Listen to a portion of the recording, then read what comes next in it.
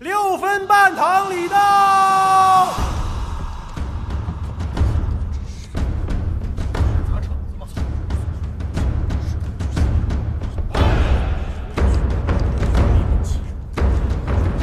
终于来了。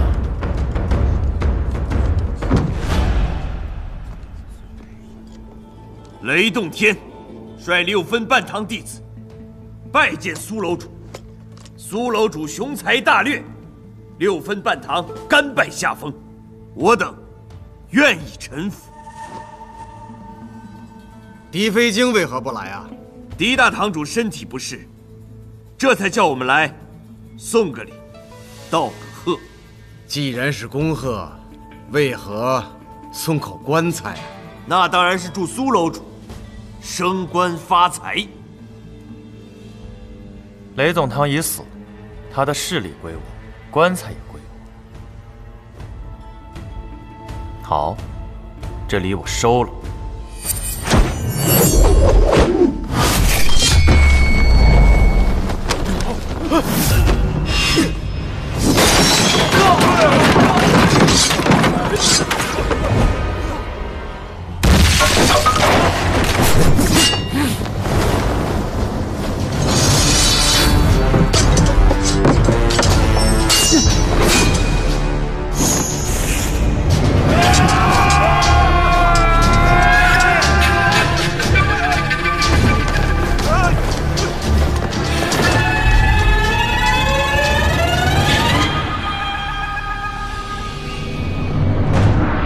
喝庆功酒，不忘带杀人头。知道我要来啊？送一口棺材来祝福。你以为6分半堂的人为何能大摇大摆，不受一点阻拦的进来？刀一在手，人便狂。若没有你，我将会很寂寞。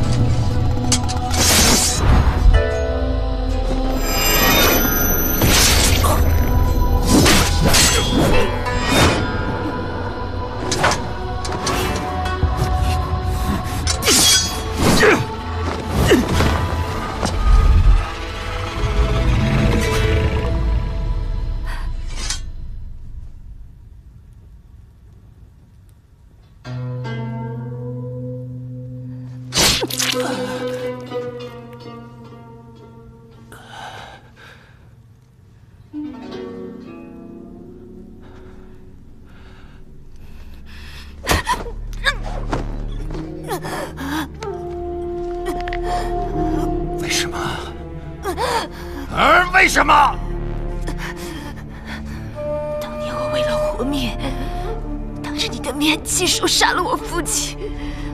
我留着这条命，就是为了能够亲手杀了你。生死有价，恩怨必报，仇可以让你报，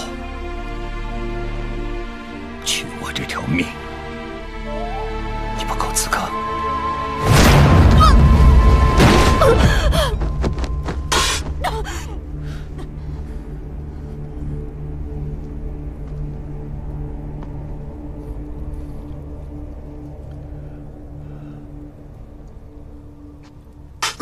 祖堂，没输了，我们没输呢。输了，认了吧。苏公子，求个死啊！放他们走。你不用死，我可以让你离开。怎么活着身不由己？怎么死？遂了我的愿吧。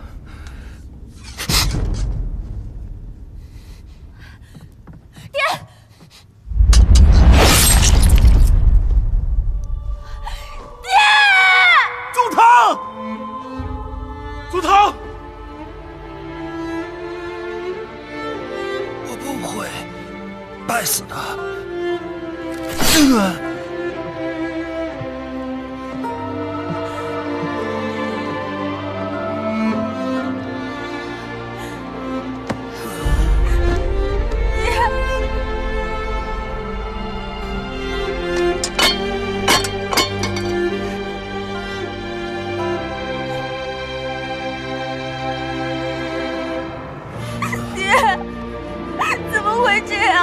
不要替我报仇，如果一定要的话，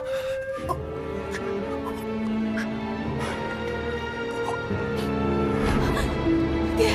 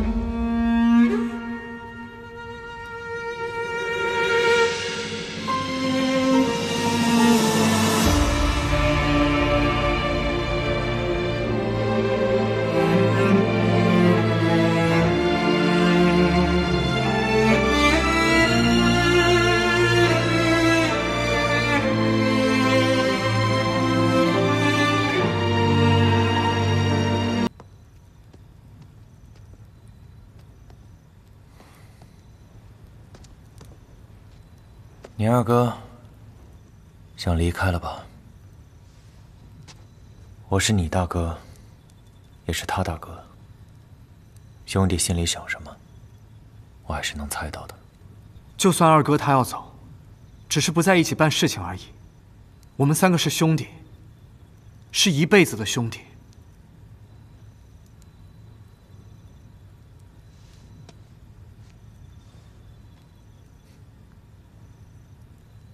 初次见你，我就有种很熟悉的感觉，仿佛我们之间已经认识了很久。我也是。那时候我刚从白须园下来，心里头只想着自由闯荡一下。用温柔的话讲，我就是个傻小子。你不傻，很多时候你只是在装傻。听大哥说这一番话，可是有事情明示我。我问你，接下来你想做什么？大哥，你应该知道，我亲生父母的死和有桥集团有关。雷隼已死，可他背后的人至今没有被揪出来。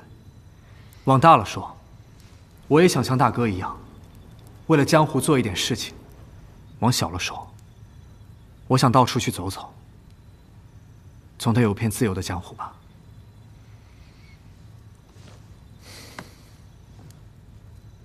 你的个性独善其身没问题，但要照顾身边人，在江湖上可有苦头吃了。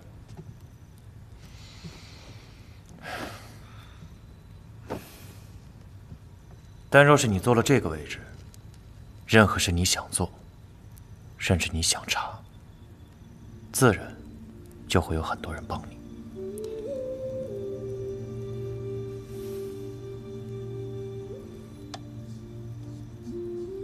大哥，其实坐不坐这个位置，我想做的事情，我也一定会去做，哪怕没有任何一个人帮我，我也一定会去做。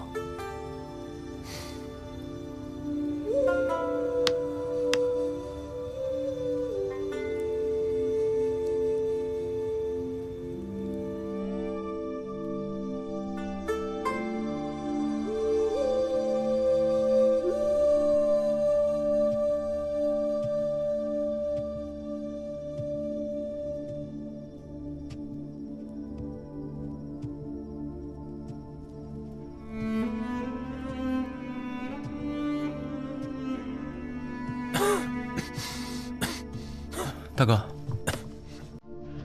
你受伤未愈，应该卧床休息啊。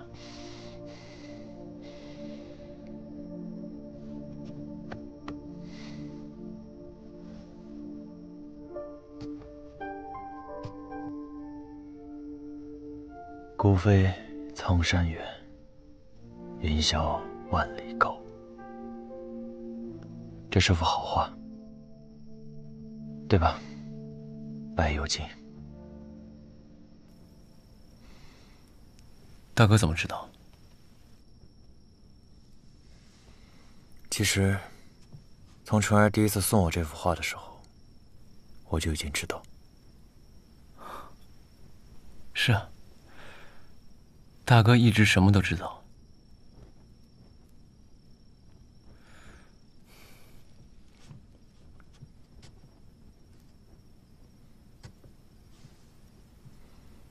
从前，我跟他每次见面都很难得，因为我们之间有跨不过去的阻碍。现在，他父亲不在了，我却失去了见他的资格。我倒希望我有资格向雷孙砍出那一刀。你总是心比天高。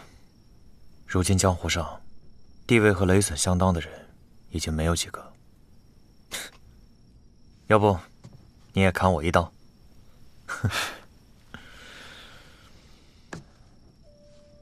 我曾经说过，这画室你随时都可以进来。今天只有我们两个人，我想知道，关于我们之间，你是怎么想的？那天在飞天跨海堂，我看见大哥在万众瞩目之下，我很是羡慕。我不想欺瞒大哥，我想成为那个万众瞩目的你。但清风絮雨楼只能有一个你。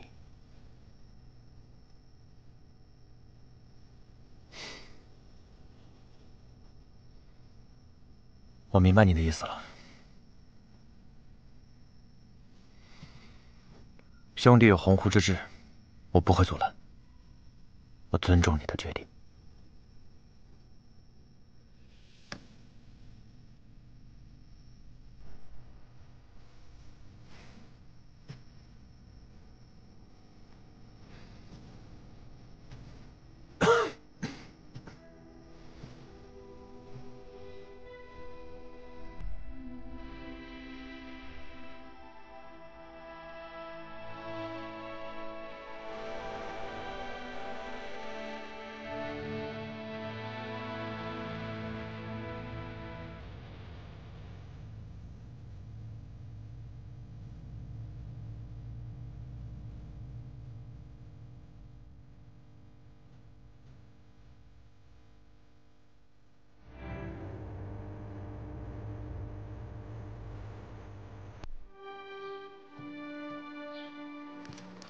楼主，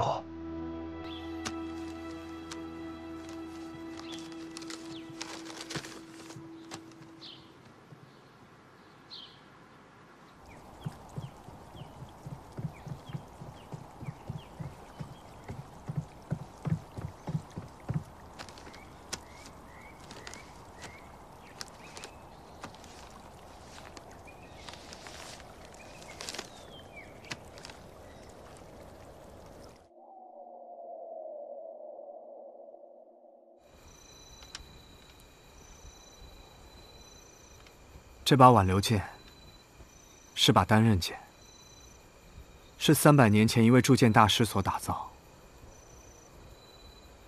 这把剑锋利至极，他不小心用这把剑伤害到了自己心爱的人，悔恨一生。临死之前，他为挽留剑的一侧封了刃，希望后世人使用这把剑的时候，能有挽留之心。后来这把剑传到了我们自在门，我的师祖韦三清，底下有3个徒弟：诸葛神侯、袁13县，还有我师父天一居士。可他们3个都没能继承这把剑。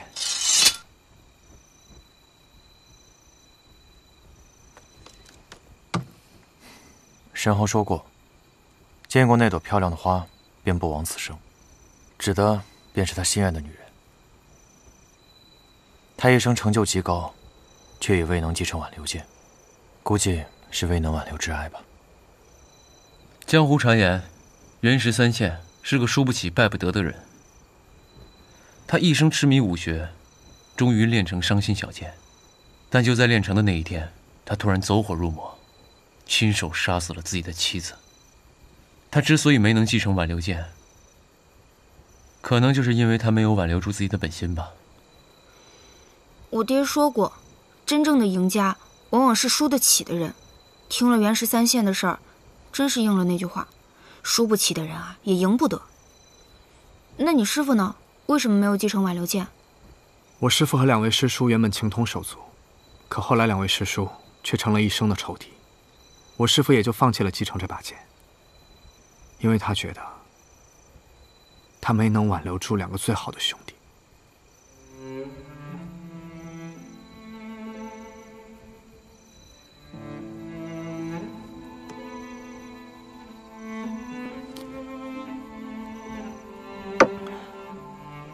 挽留天涯，挽留人，挽留岁月，挽留你。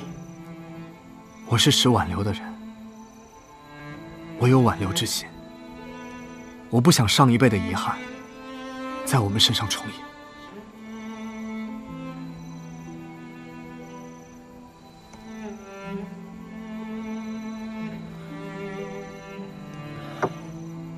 小石头，放心吧，我跟大哥之间没有嫌隙。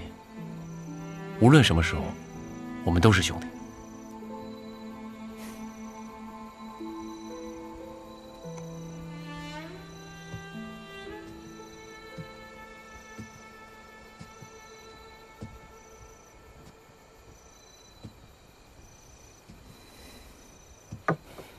是我和小石头请春姐姐来的。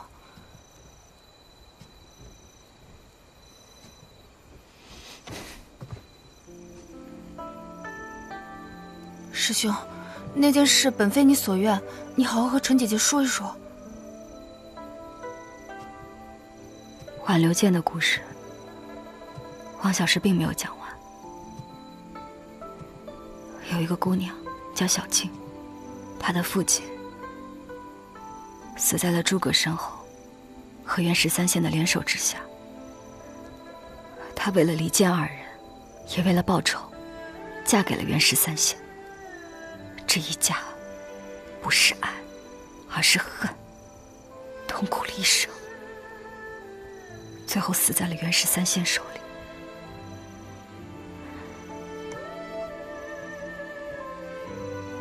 你我这辈子没有喝上的合卺酒，我当这杯便是了。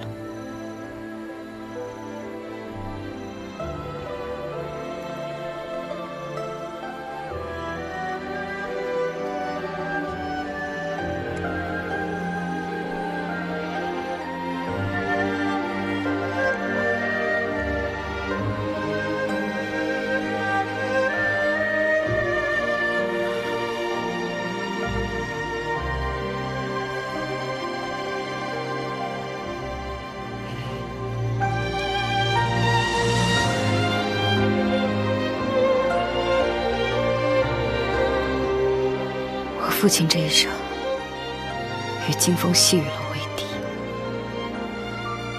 今夜过后，我心亦如此。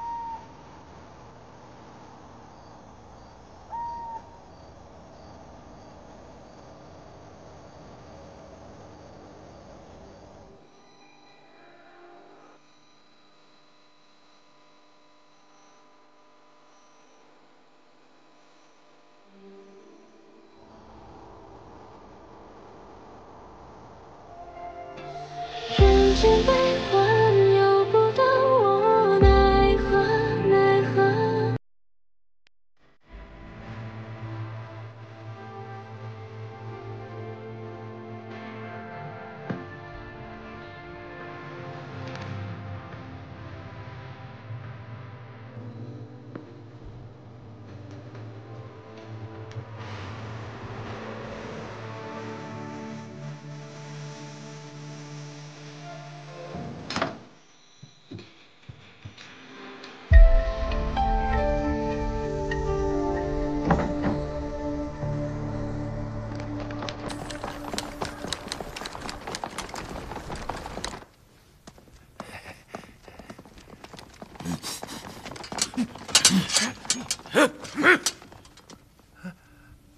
不知阁下何人？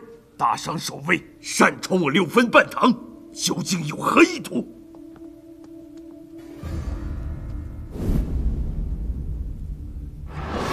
他们不知道我是谁，但你应该知道。把刀收起来。把刀收起来。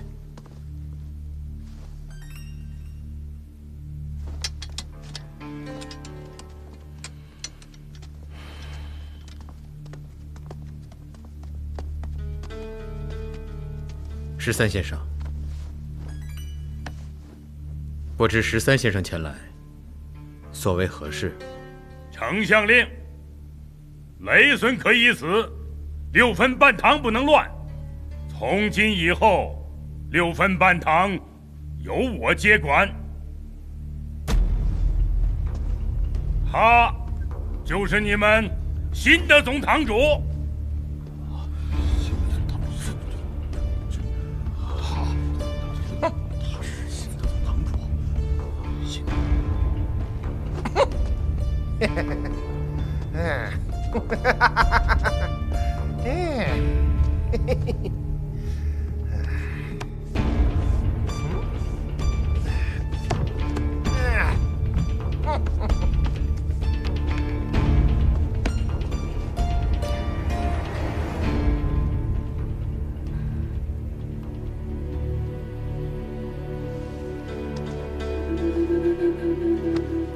参见总堂主。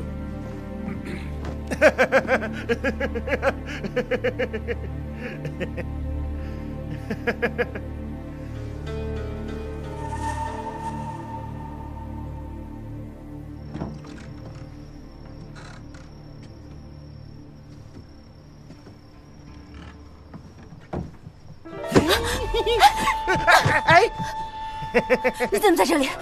谁让你进来的？我可是6分半堂的总堂主，堂里我哪儿不能去？倒是你，你已经不是6分半堂的大小姐了，但是你有机会可以成为总堂主夫人。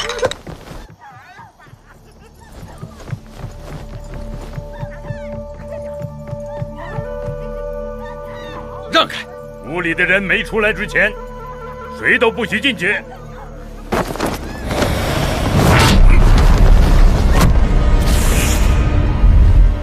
我说你不能过去，那你就在这儿等着。见谁拦我，我便杀谁。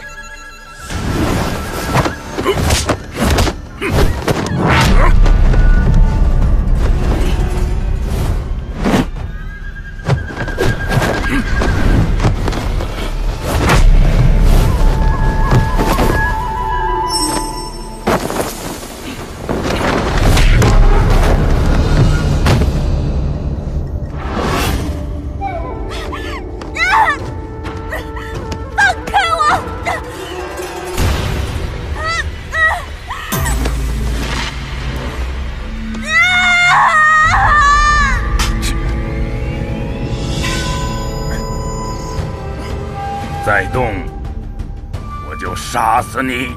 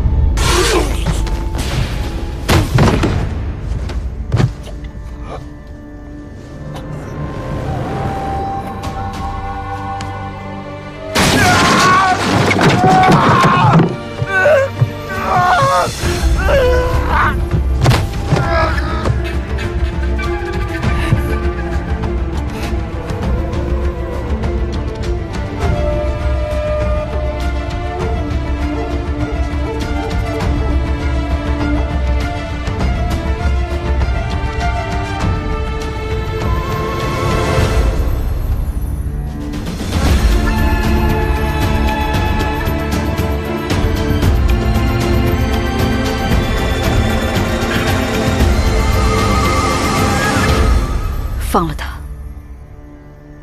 所有的责任我来承担。责任？你有什么责任？我杀了你的人，你怎么会放过我？那个人本来就是送给你杀的，雷损废物，却生了你这么个好女儿。准备一下，明日跟我去见相爷。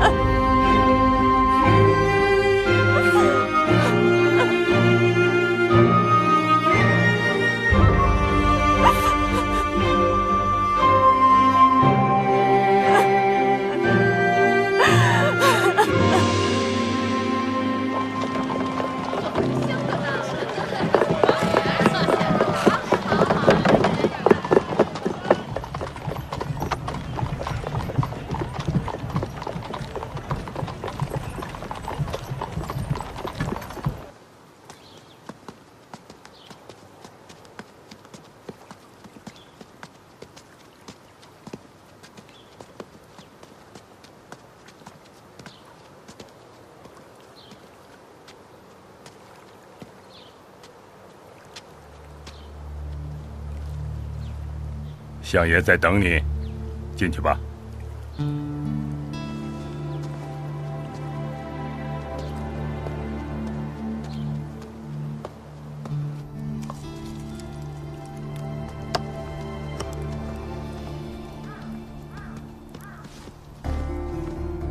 相爷，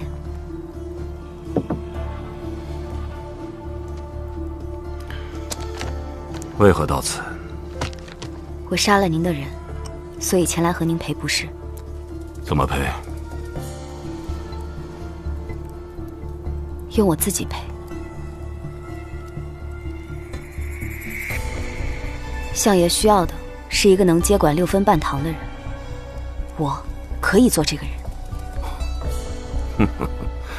你想掌管6分半堂，野心不小啊。那你有这个本事吗？江湖人都是生意人，我父亲以前如何为您做事，我现在也可以。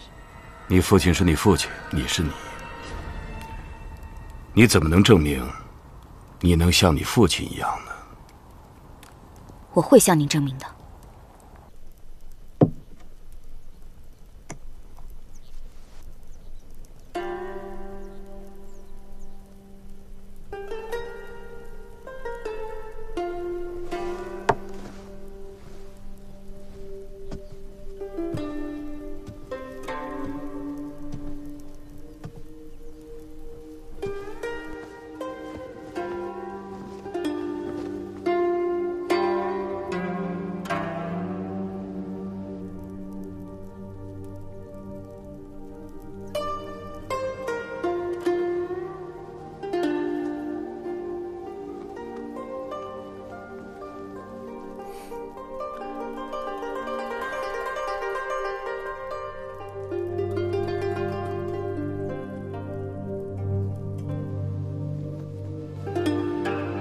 不要替我报仇，如果一定要的话，去找白愁妃，去找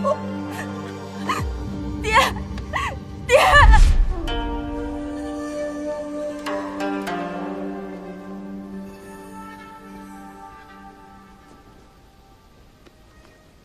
小姐，真的要去楚河镇吗？江南霹雳堂势力复杂，我们也不熟悉。小姐身边一个会武功的人都不带，万一他们对你起了歹心，可怎么办啊？小姐，非去不可吗？以前，就算遇到再大的事情，别人想着我是雷隼的女儿，6分半堂的大小姐，也总会给几分薄面。现在，我只能靠自己，必须要靠自己。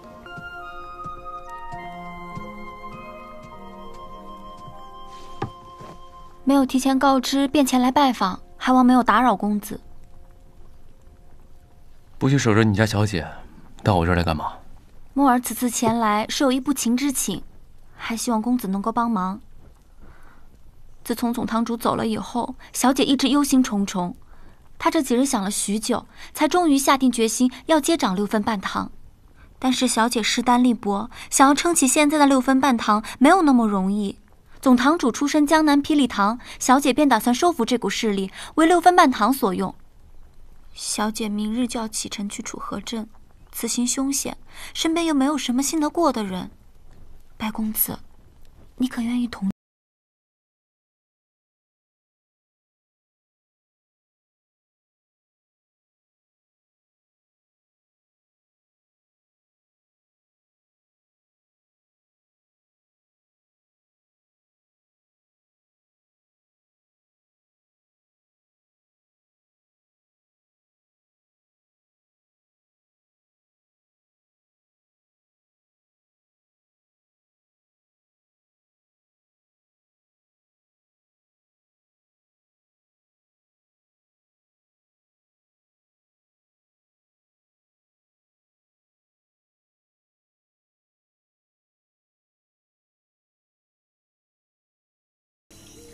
小石头，温柔，出来一下。怎么了，大白？坐那儿。哦。温柔，快点。大白菜，你找我啊？什么事儿啊？你也坐那儿。嗯。大白，你这是要干什么呀？我呢，想给我们3个人做幅画，讨个彩头。做幅画算什么讨彩头啊？先摆个好看点的姿势，来。哦。你俩笑一笑啊，我欠你们钱呢。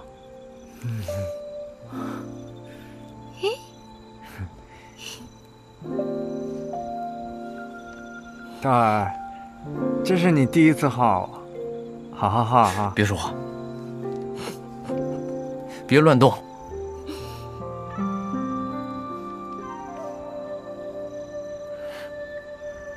好了没有？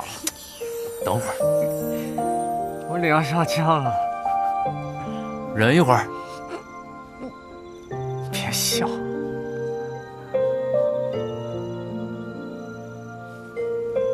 好了，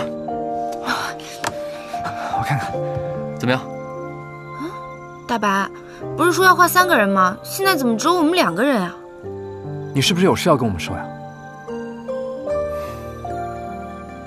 我呢，明天要离开京城一趟，等我回来，再把字体贴上。就是这个好彩头。你要去哪儿啊？雷纯要去楚河，我担心他有危险，我去保护他。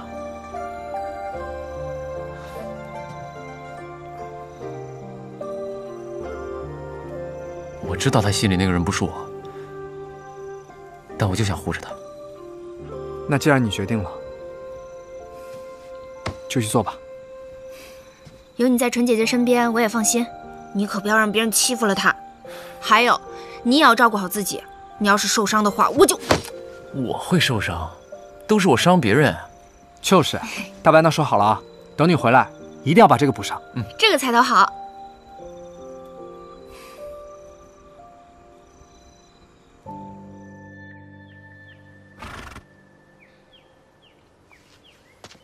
小姐，你可千万保重身体，一定要小心啊！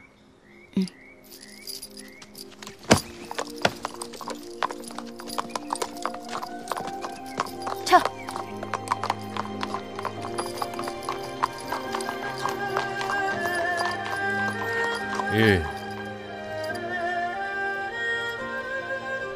狄大哥，就送到这里吧，替我守好6分半堂。你在，我才能安心。照顾好自己。走了。去。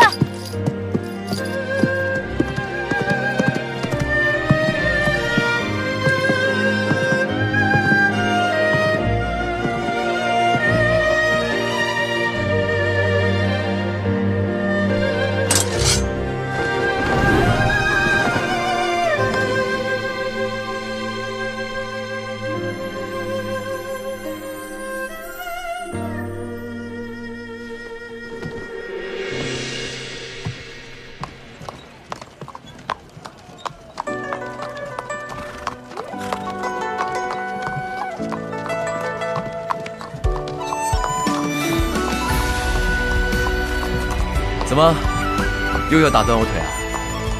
我这次离京可没瞒着你。我来是想告诉你，我和温柔在京城等你。你要是不回来，我们就追去天涯海角，打断你的腿。这酒呢，虽然不贵，但却很受欢迎，每日辰时不到就卖光了。我特意起个大早去给你买的，就当是送别礼了。置酒长安道，同心与我为。谢谢你的酒。不过说回来，我们3个人认识这么久，我还是第一次走这么远。等你回来。放心吧，走了。莫道不可追，天地间爱恨从头，不可追，青山外生死不由一梦。前路行云君同，福散暮霭重重，曾携手破浪乘风。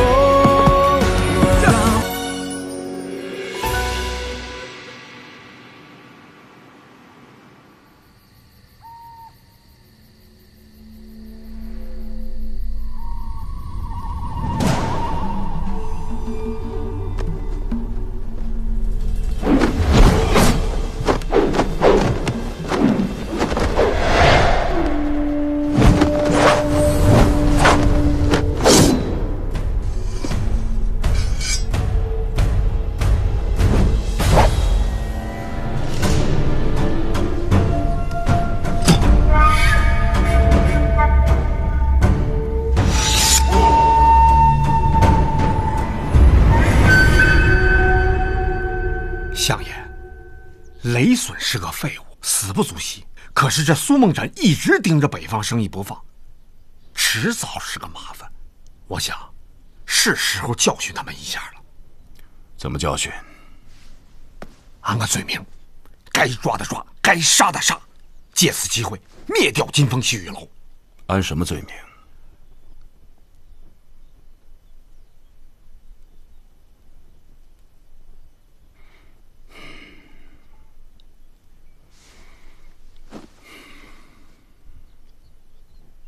？13，依你看，你、诸葛，还有天一，你们3兄弟，谁高谁低啊？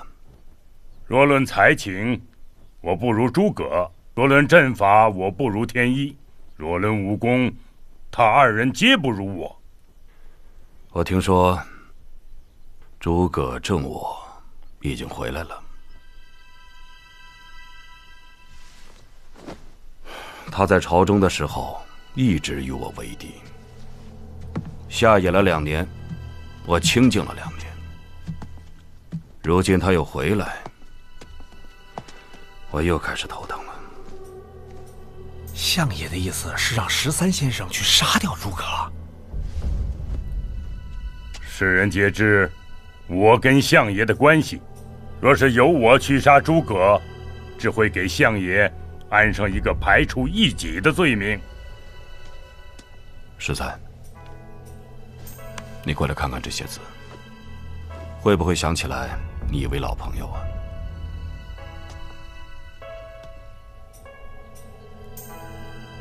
天一？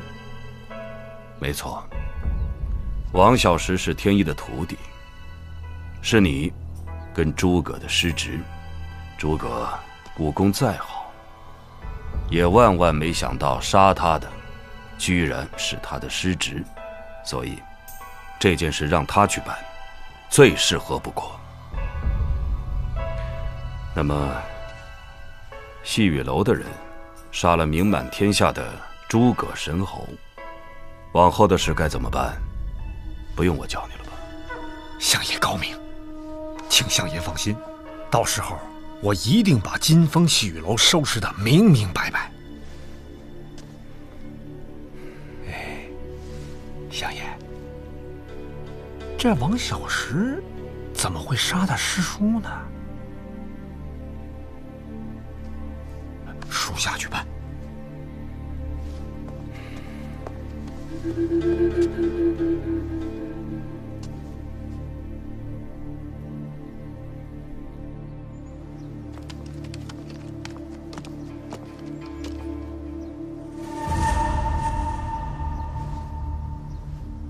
何人？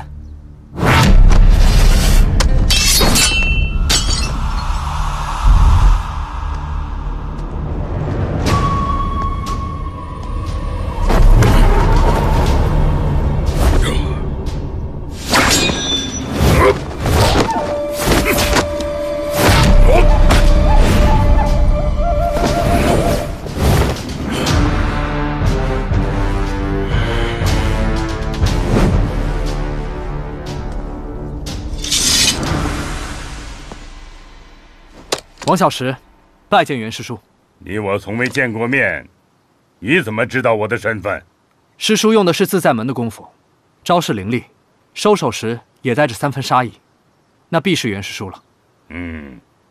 天一把你教的不错，我今日找你来，是想请你去个地方。既然师叔亲自来了，那我跟着去便是。你不用提剑，那个地方没有危险。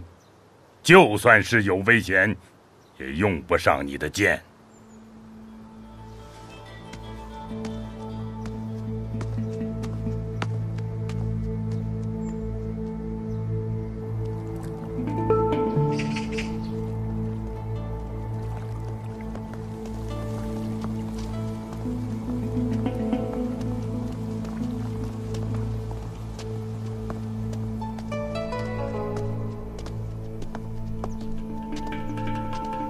人来了。贵客登门，别来无恙啊。原来我师叔一直在为先生效力啊，晚辈见过先生。哎，你师叔只是跟我是朋友，他不算是我的下属。先生今天邀请我来，是为何事啊？那天笔会我知道，你是懂字的。所以今天邀请你来，希望我们2个一起来欣赏一些字，大家讨论讨论吧。哦，好，请。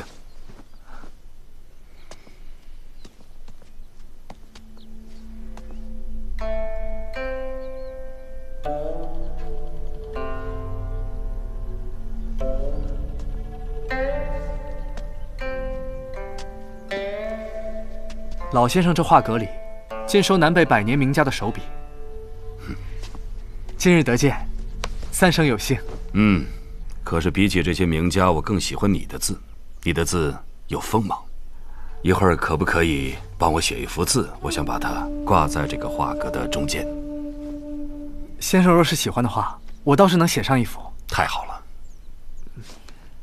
但就别挂出来了。请。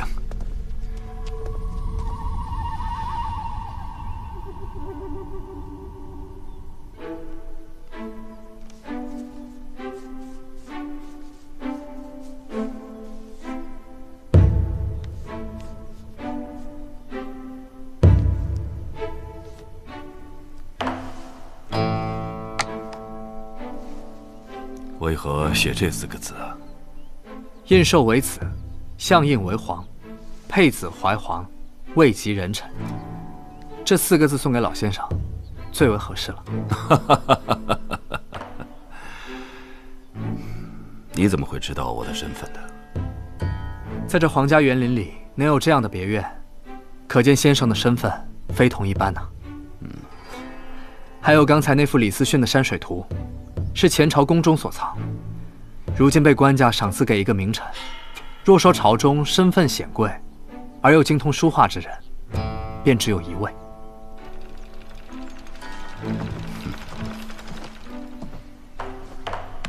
见过蔡相。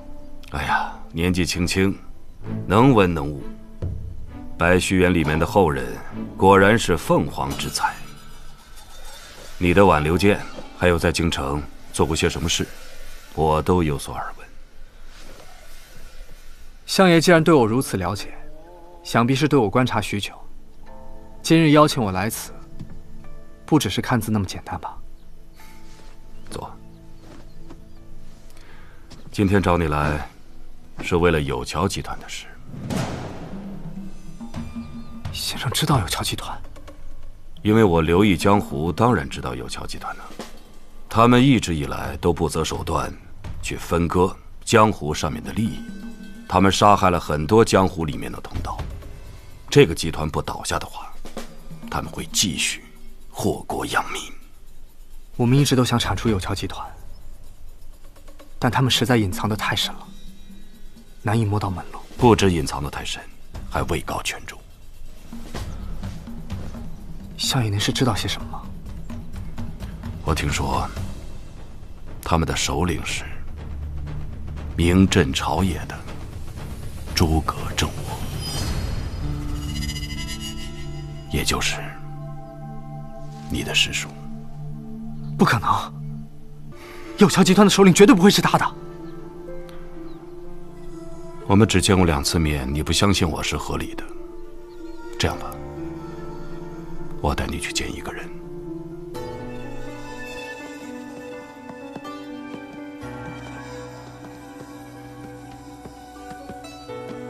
起来吧。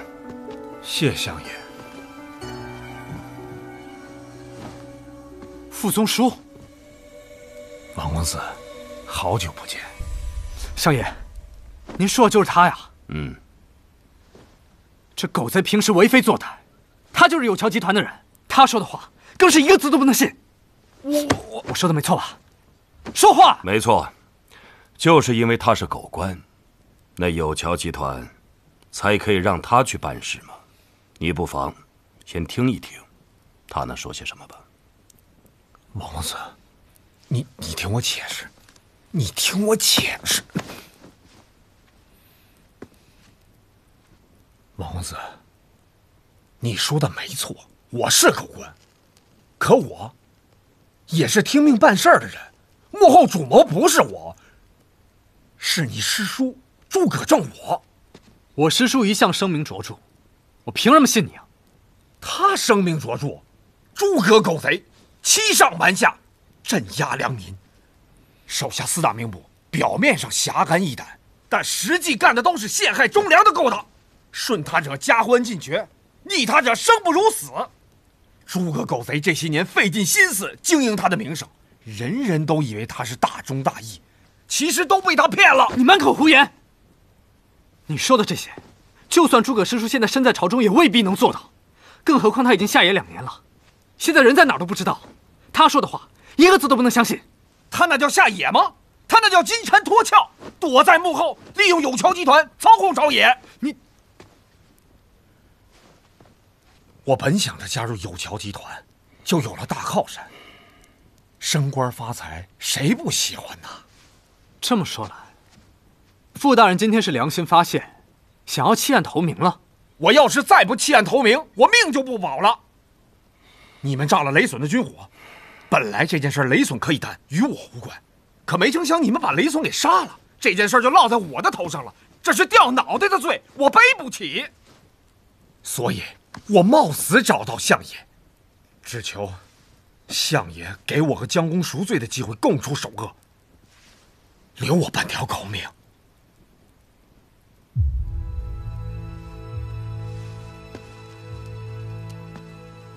诸葛师叔一直是领兵之人，卖军火给辽人，自己打败仗，他能得到什么好处？意在养匪，拥兵自重。我朝开国以来，一向重文轻武。诸葛虽然下野，可他在军中树大根深。只要战乱不停，朝廷就要用兵；只要用兵，就要用钱。那天下百姓的赋税，就会源源不断的流入军中。你师叔赚的，可谓是天下间流淌的黄金呢。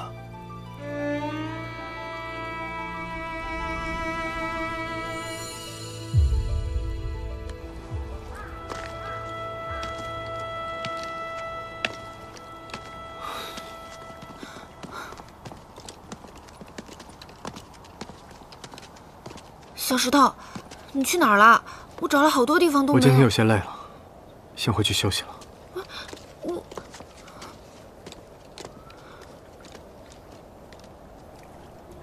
什么情况啊？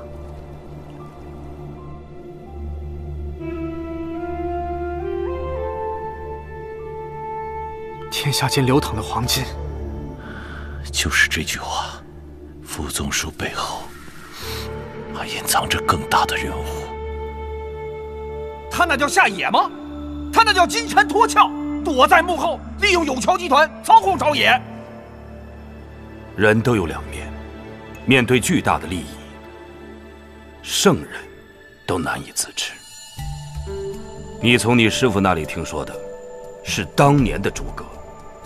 这么多年过去了，世事几番新，更别说是人心了。我所知道的诸葛师叔，虽是从我师父口中听来的，那你所说的诸葛正我，不也是从别人口中听来的吗？若是有证据的话，那就拿出来，别再枉费口舌了。立乎一何怒，复提一何苦。京郊一带的瓦子巷，便是诸葛党羽下的一处属地，耳闻不如一见。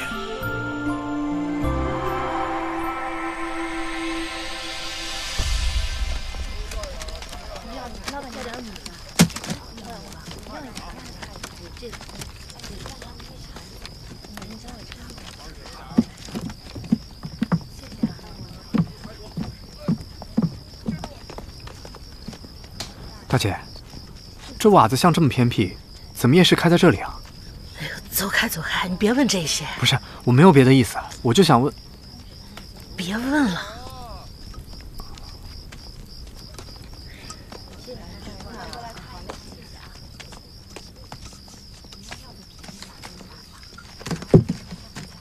大叔，啊，这瓦子巷的夜市怎么和城里面的夜市不一样啊？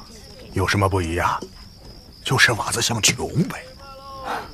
这穷不穷我倒看不出来，可你们这的每一个人都愁眉苦脸的。哎，明天又到月中了，又是抽行头的日子，谁还能嬉皮笑脸呢？朝廷本就有夏秋二税，其他杂所前都有一公示列明。你说的这抽行头又是其中哪一项？哪一项都不是。私税。这天子脚下谁敢收私税钱啊？哎呀，我也不敢说，你也别问了。没事啊，也不买东西，你赶紧走吧。那我还是买点东西吧，这样你好挣个钱。来，就这个吧，这个怎么办？哎，小兄弟，请见谅，这件东西不能卖，这是我摊上最好的货色，不止我这儿，所有的摊位上最好的东西呀，都是留给那个人的。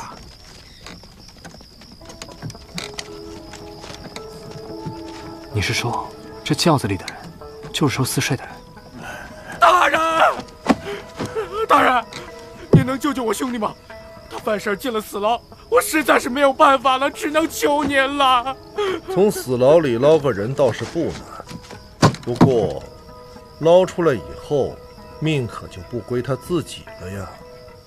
只要他能出来，命都是大人您的。我在北方边境有些差事，要用些能豁得出命的人，可以算你兄弟一份。不过，若是在北方出了事，那就是客死他乡，尸身都找不回来，还救吗？啊，救！在大人手下办事，能活多久那就看他造化了。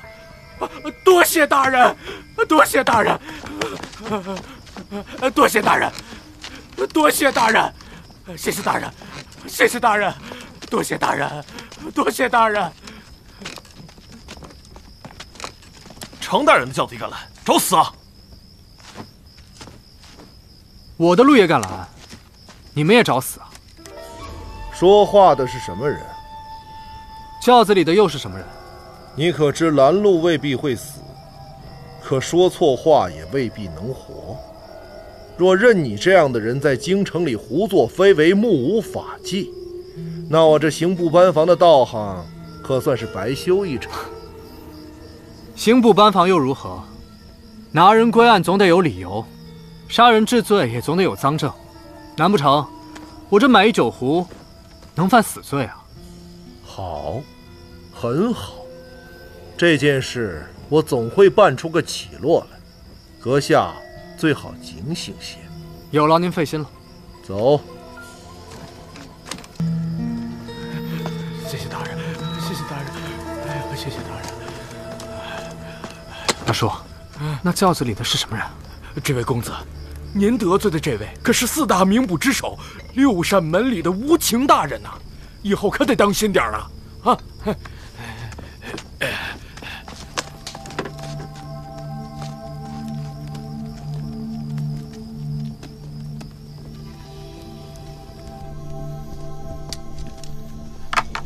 掌柜的，哎呦，我也来了，来，坐。哎，是照老规矩来壶烧酒啊。今天换样，来壶上好的花雕，烫得热一些啊。哦，再来一只板鸭。哟，今儿个豪横啊！嗨，办了件小事儿，发了笔大财。说来听听。哎，我告诉你啊，这可不能说，打死都不说。哎，快，上酒！哎，顺子，上只板鸭，来喽！你慢用啊！哎，好。花雕来了，来，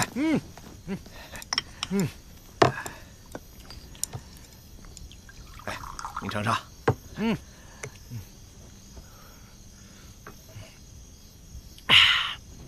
好酒。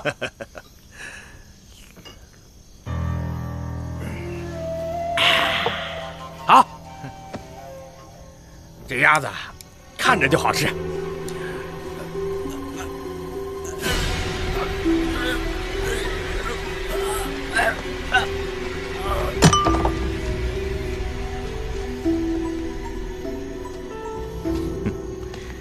上面说了，这瓦子巷的戏还得再演几天，以保万全。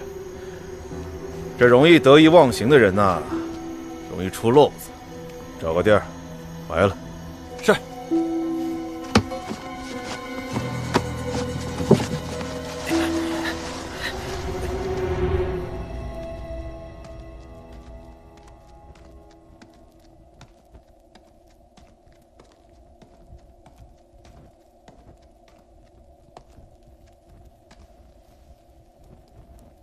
狄大堂主能带来我要的消息吗？